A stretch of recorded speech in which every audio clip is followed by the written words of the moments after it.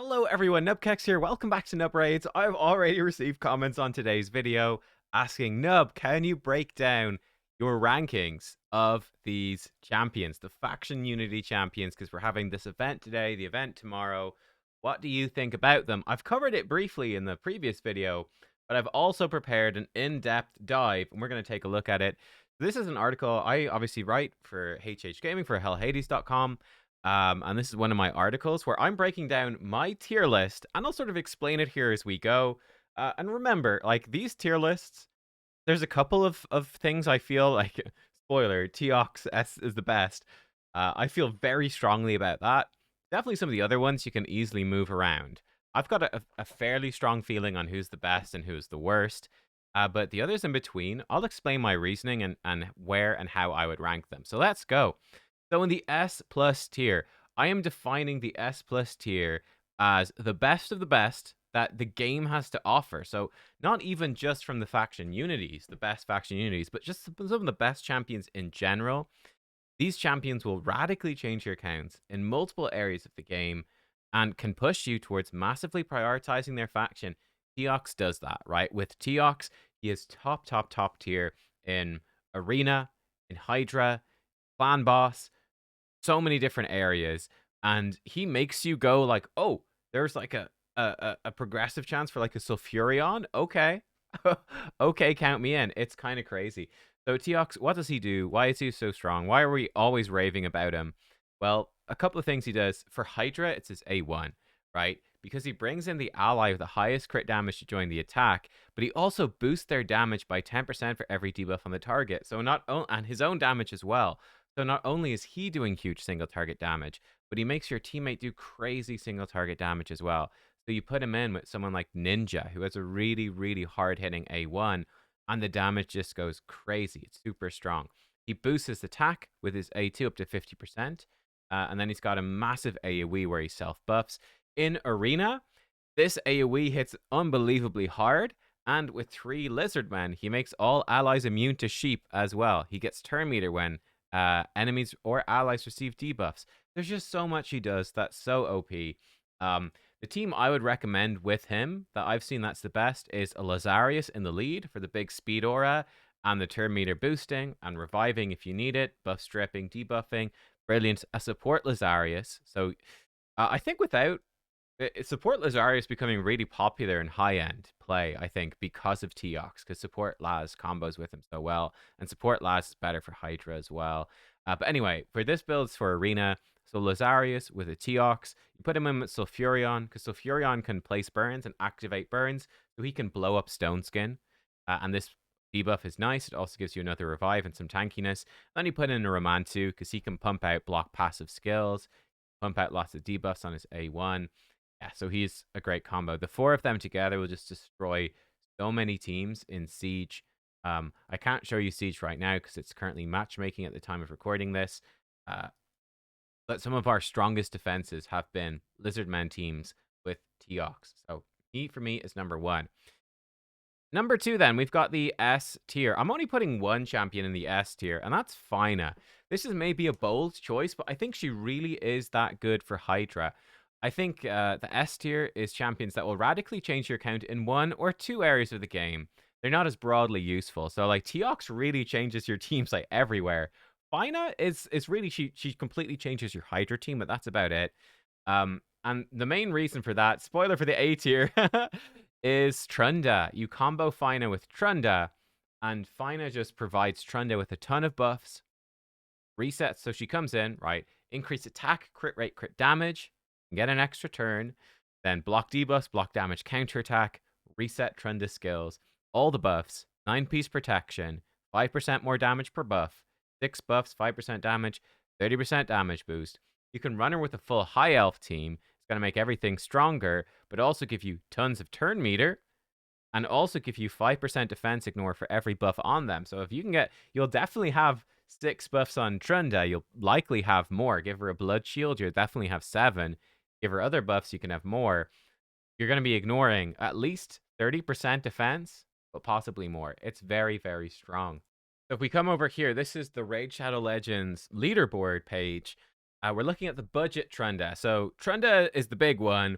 So obviously with the full Trunda team, you're going in with the double Yumikos. But if you remove Yumiko from the equation, what is the best that you can do? And Fyna, it's Fyna. So here's an example. This is a high elf team with Fyna on Nightmare, 26 billion. With the Trunda, or then my clanmate Bango, I think has the record, which is crazy, 36 billion damage on Nightmare. You need 36 million to get a 1 key. He has done 1,000 times more damage than the 1 key, which is crazy. But check this out. We've got the Fyna in there, boosting Trunda, who does all the damage. We've got Ethos for the weekend. The Incarnate is in there, I guess, to keep him alive. Vergis. Have you ever seen a 36 billion Hydra key with Vergis? Well, now you have. And Aestrid, also for the weekend, actually an increased attack. But I thought this was pretty interesting, crazy.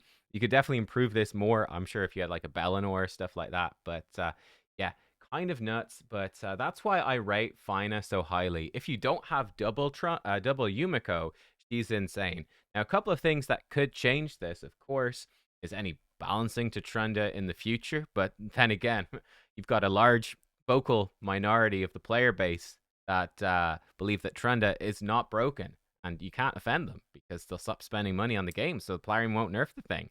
But Lamassu is also something that could come in and switch this up because of this move, where she fills a target ally's turn meter by 50% and resets their cooldowns. Like, that could open up more single Yumiko teams and stuff like that.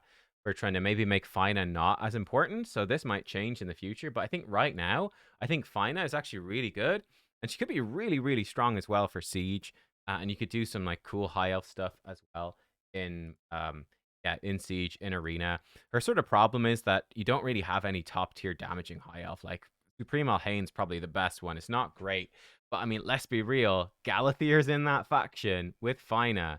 I mean, if they ever add an actual good, like, top tier damage dealer to high elves, like, it's gonna be freaking busted. Let me tell you right now, it's gonna be busted. So there you go. For the A tier then, so the A tier, strong faction unity champions, in fact, very strong ones that will hard carry their teams. But these teams are not going to be as strong in other end game areas, not quite as strong as the S and the S plus tier, in my opinion. I'm actually putting Acelin up here. I was gonna rate Acelin way, way lower. I think he's pretty meh, but there is one thing that makes him kind of busted. So let's take a look at Acelin. What do I have to say about Acelin? Why have I rated him so high? I really think he's a disappointment overall.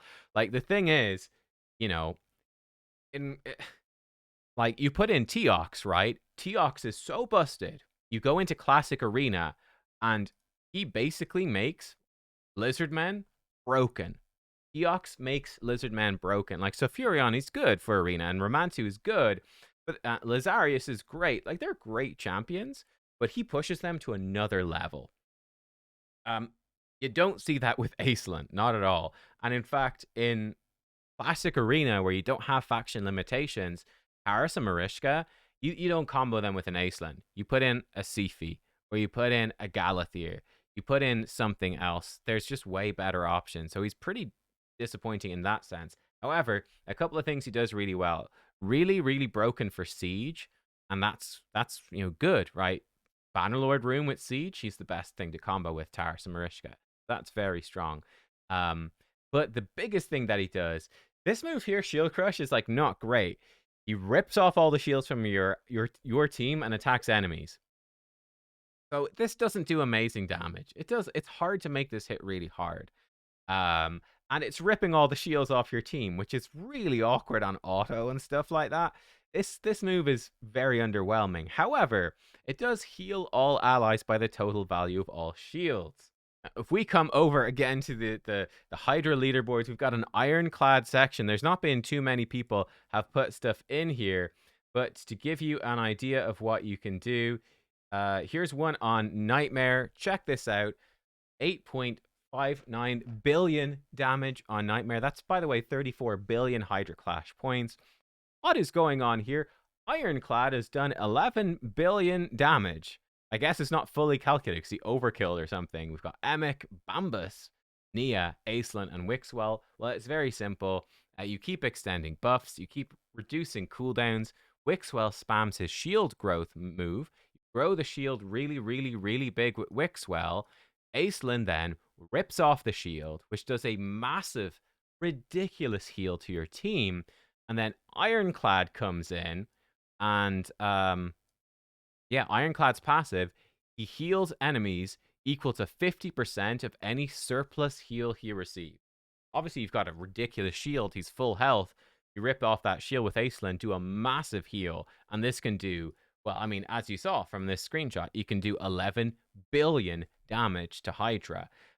So that is enough. I think that is strong enough that pushes. I forgot to turn the light on. Hang on. Sorry, there we go. I was thinking like I kind of noticed we were a bit fuzzier today in the camera. Anyway, that for me, that is strong enough to make Acelin top of A tier. Like it's clearly it's not as powerful as the Fyna teams can be, but it's absolutely broken at the same time. It just, it's so funny. The Trenda stuff is so broken that it kind of make you go like, oh, only 8 billion? Excellent, is that all? But yeah, so I think he should be a tier below Fyna, but it's still ridiculous. Now the thing is, Plarium very reluctant to nerf champions, but they have nerfed rares. So they nerfed Corpulent Cadaver, they nerfed Madman for Hydra. It's not impossible they could nerf Ironclad, right? They might be like, oh, we don't want to nerf Acelin, he's a faction unity, but they might nerf Ironclad. That's possible. I do think if Acelin gets nerfed, if they nerf that Hydra team, like he's dropping down a tier. He drops really very close to the bottom of the list, to be completely honest. He is really hard carried by that cheese team right now. So there you go. Yep. Next up in A tier, Falmond, Morn Sword. He's a massive damage dealing machine. So basically, Falmond, he works sort of like in a full Sacred Order team. He works very like Sun Wukong or Siegfried, really, where he has this massive single target attack that then attacks all enemies with surplus damage if he kills the initial target. That absolutely claps. Now, what he also does is he can strip all buffs from the target before attacking, which is nice, though it could get him polymorphed. But he gets 20% more damage for each turn taken by an ally or enemy before this champion's next turn. This is massive. So this lets this move absolutely clap. Now, on his passive, he also takes 10% less damage for every turn taken by an ally or enemy before his next turn. So if people take enough turns, he becomes literally immune to damage. You can stack this up to 10 times, immune to damage. You can keep stacking up this, and this move can just absolutely clap. Delete an enemy, and then delete their whole team. So that's very powerful. Outside of that sort of weird niche, he's just sort of like a general damage dealer. Like, that's sort of most of what he's doing. Like, he's not doing too much else apart from that, to be completely honest. So I think he's pretty good because of that. I'm putting him in the B tier. Sorry, the A tier. I have him still in the A tier because he is a massive damage dealing machine. So I think you put him into Siege, he's very strong. In Classic or Tag Arena, very strong. I think the biggest problem actually is Siegfried, right? This is the thing. If you go into Siege and you're like, okay, I've got Falmond Mornsword, I'm going to build a sick Sacred Order team. And you've got like the other top tier, like arena champs, like for Siege, you've got like a Cardial and a Falmond. Cool. Maybe I'll put in like a Venus Cupidus. You're like, wow, that's a good team. Falmond, Venus Cupidus, Cardial. Well, if your enemy comes in and they've got a Siegfried, kind of screwed because Siegfried is so insanely good. That's sort of a problem with Falmond is, yeah, if you're trying to build a Siege team, Siegfried just is sort of the trump card. Now, if you have Siegfried, Falmond potentially becomes very strong. Though Siegfried can be your sole damage dealer as well, but I think they also combo well together. But that's like sort of a concern. But I think you can do some cool cheese teams with him. I haven't seen much of him, to be honest, but I'm putting him in the A tier. I think the best teams, but we cover the other best teams. I think his best team probably would be Cardial, Siegfried, Falmond, and Maud. So Cardial, obviously enough, the ally attack, the cleansing, revive on death, the healing, all of that. Siegfried, he brings reviving, ridiculous damage. Falmond, ridiculous damage. Then Maud. I think Maud is constantly cleansing. She's the AoE revive. She can decrease enemy buffs as well, so deal with Stone Skin. I think she's the ideal one to combo with them. That's sort of Falmond's biggest problem. Maud is bloody hard to get. Siegfried, really hard to get. Cardial is hard to get. It's tough to build that team. That's sort of his big downside. But I mean, if you have the team, there's no question he's super strong. Now, I'm actually putting Bolint Freewalker then. The Skinwalker, I'm putting him in the A tier as well. I think he's pretty underrated. I think this guy is very solid. So he comes in. This move is nuts. So with the faction unity, it's a 3-turn cooldown. Remove all buffs from all enemies, then 2 chances, 100% to stun. So even if he's the bad affinity, the buff strip is affinity neutral, and then you've got 2 chances to stun them. It also gives him a bunch of turn meter when he stuns, and he can ignore target's resistance as well. So it's very good. Now, Arman's is stealing turn meter. He's not quite that strong, but it's still very, very powerful. Then he's got the AoE decreased defense as well. He's got a chance for extra turn on his A1. That's very strong. Gives you a way to fight back a bit against Lockout. It's a small chance that when this procs, it can carry a fight. And then I like his passive a lot as well. It makes your allies chance to stun whenever they hit an enemy. That's great. Turn meter filling as well. Ignoring some defense. It's pretty cool, but he's got very good teammates to combo with him as well, which I think is pretty powerful. So I think he opens up in a big way a Skinwalker team.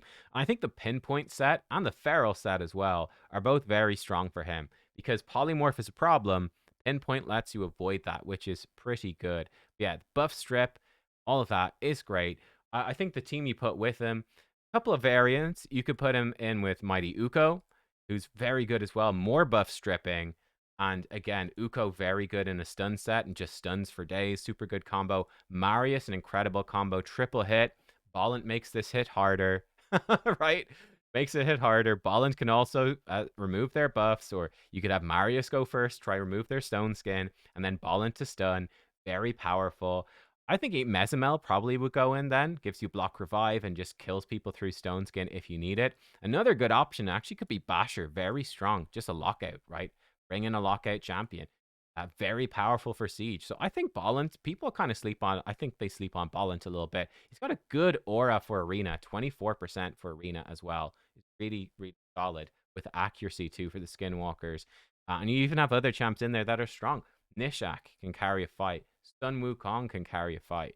Leo, like it's a good faction. I think Bolint is actually really underrated. I think he's very solid. I'm putting him in A. Then for the B tier, the remaining two, Dunelord and Vizug. Maybe I'm too harsh on Dunelord. I think Vizug, unfortunately, does belong here. So Dunelord, dogs are a man's best friend. Dunelord Gregor's our man's best friend, right? The problem I have with Dunelord is I don't think that Armans needs Dunelord to be strong, honestly. But Dunelord comes in, he gives you increased accuracy, he can decrease ally skills, give turn meter boosting, gives an instant turn to your highest crit damage champion as well. That's potentially very strong. But on his passive, he allies ignore 50% resistance when doing stun, blah, blah, blah, all hard crowd control. So he makes Armans ignore 50% resistance when placing the stun. It's really good. And allies do more damage to enemies under stun. It's really good. And then he can reduce Arman's cooldown. He can give Arman's increased accuracy as well. It's and turn meter boosting. It's a strong combo. Very strong. I feel like the rest of what Gregor does isn't that crazy. Like you got a bit of a provoke, a bit of a shield, some buff manipulation. He's a small chance to provoke on his passive. It's like he's okay, and he's got some counterattack stuff. Not too wowed by it, to be honest. I think he's mostly for Armans. Now, the bigger question is this instant turn for your highest crit damage character, and you give them increased attack accuracy. Very strong. Sort of a problem with him before the Asgard Divide, and this might make me honestly move him up. Before the Asgard Divide, it was really, you kind of needed Alaz. Alaz being the big damage dealer. You've got other ones that are okay, like Xena. She was okay. But it was pretty limited apart from that. Like, who's really taking advantage in Arena of his instant turn? Like, Jetney's decent, but it's not that good. Now, Thor, I think, does give you another level of damage. That's potentially very strong. You now have Freya in there in that faction as well, who can be protecting Thor with another instant turn. Odin is in there. So, yeah, Loki's in, like, you know, the Asgard Divide, I think, has mixed this up. And they definitely might be pushing Gregor higher in the list. Like, you probably go into Arena with, like, Armans, Gregor. I think you'd still want Alaz in there. And maybe Freya? I don't know.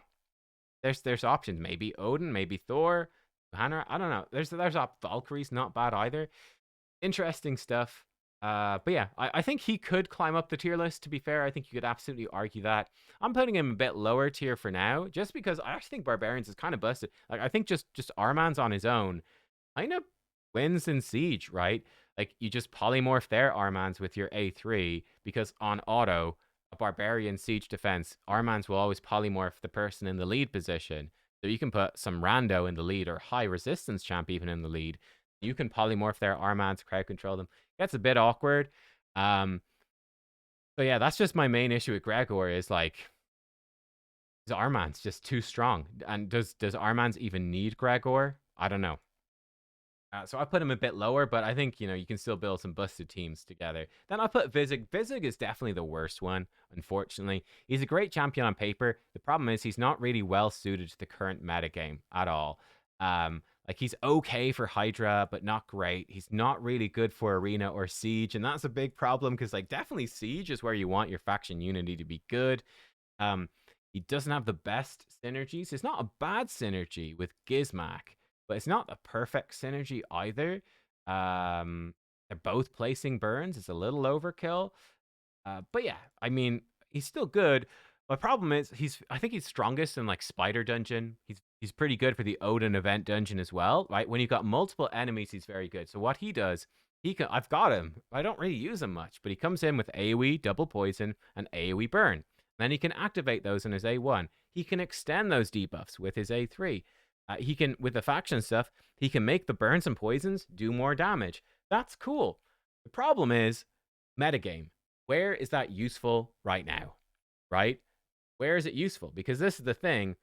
Spider, sure. I mean, it's great for Spider, but then again, there's Newt. You could just run Newt. And he was a fusion. Now there's Marius, triple hit enemy max HP. Yeah, it's just there's a lot of competition. A lot of competition for Vizug. So, like, yeah, he's really good for Spider. He's really good for the Odin event dungeon. But Newt teams are better. That's a problem. Yeah, it's a pretty big problem.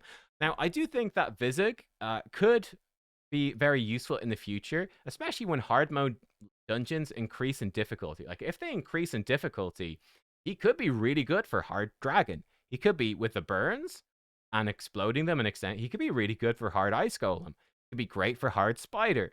He could be great in a lot of these hard mode dungeons, not Fire Knight, but these other ones, he could be fantastic.